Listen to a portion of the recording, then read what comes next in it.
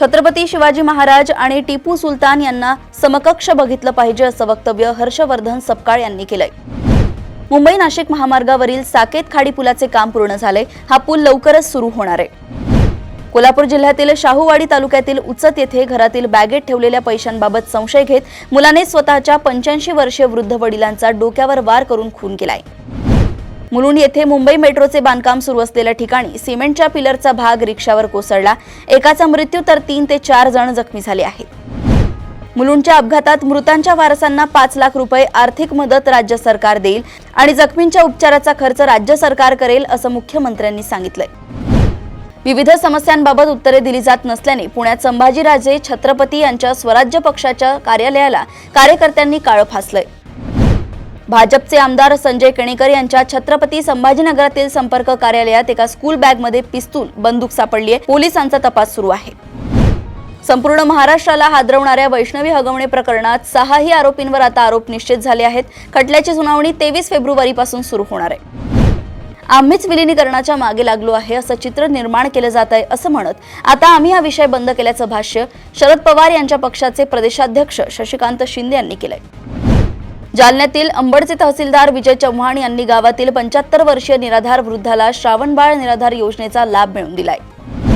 अहिल्यानगर जिल्ह्यातील बेकायदेशीर व्यवसायांबाबत जिल्हा पोलीस अधीक्षक सोमनाथ घारगे यांनी कडक कारवाईचा इशारा दिलाय। बजेटमध्ये महाराष्ट्रासाठी विशेष योजना, आर्थिक प्रगती आणि स्टार्टअपसाठी 10,000 कोटींची तरतूद केल्याचं पियुष गोयल यांनी सांगितलंय।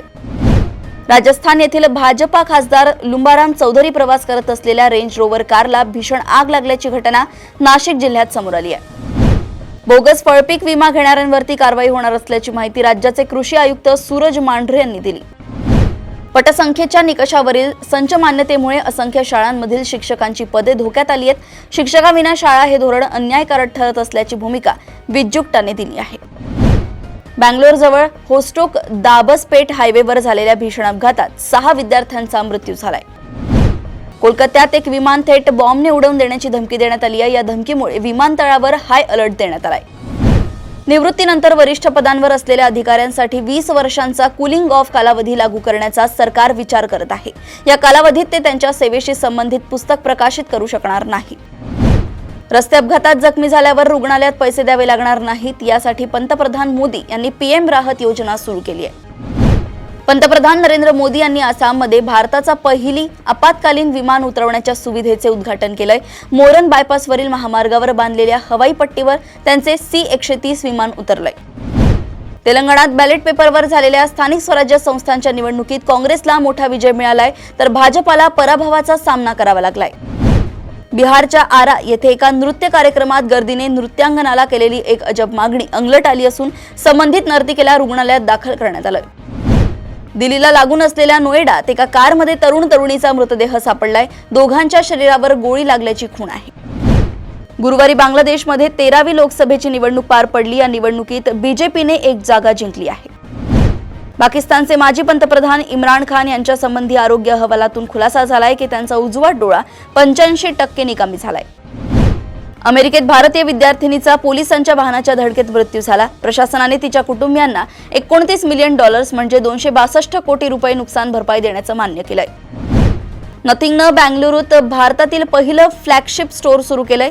CEO कोल पेई आणि अकेस इव्हॅन्जेलिडिस यांनी याचं उद्घाटन केलंय। मायक्रोसॉफ्ट एआयचे प्रमुख मुस्तफा सुलेमान यांनी एआय पुढील 12 ते 18 महिन्यात व्हाईट कॉलर नोकऱ्या खाऊन टाकेल अशी भविष्यवाणी केली आहे। रामानंद सागर यांचे पुत्र आनंद रामानंद सागर चोप्रा यांचं निधन झालंय। त्यांचा अंत्यसंस्कार मुंबईत करण्यात आला। 15 फेब्रुवारी रोजी कोलंबो इथे T20 विश्वचषकात भारत आणि पाकिस्तान क्रिकेट संघात एक हाय व्होल्टेज सामना होणार आहे। अशाच सुपर 30 बातम्या जाणून घेण्यासाठी बघत रहा देशोन्नती। नमस्कार।